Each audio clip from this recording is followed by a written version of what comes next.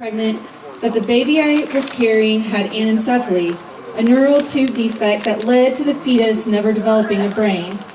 Our baby had a heartbeat, and we listened to it every night, but testing and 2 ultrasounds revealed our son did not have a brain and would not live past minutes or hours after childbirth. Going into our doctor's appointments, I figured the hardest part of our journey would be the loss of our baby. But the real difficulty turned out to be the confusion around what would be covered by insurance and all the hoops we had to jump through because we live in Indiana.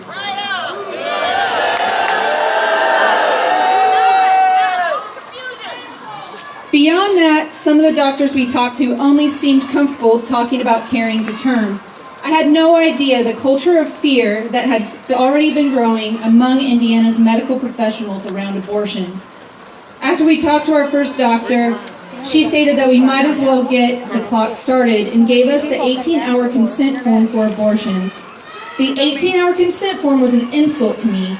I had to sign a document full of statements that I didn't agree with, nor were they scientifically accurate, just so I could schedule a medical procedure.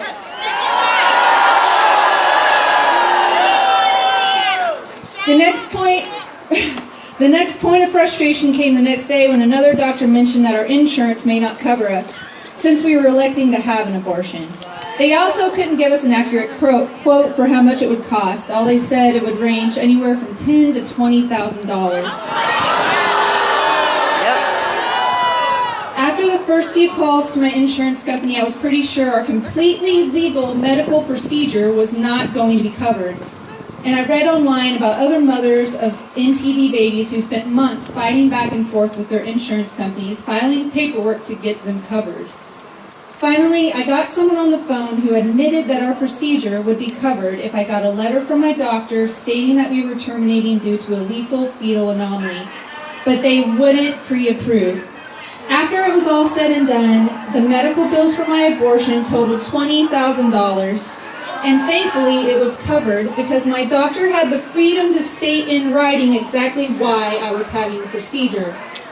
If HEA 1337 is allowed to go into law this summer, women and their doctors won't have the freedom to discuss all their options anymore.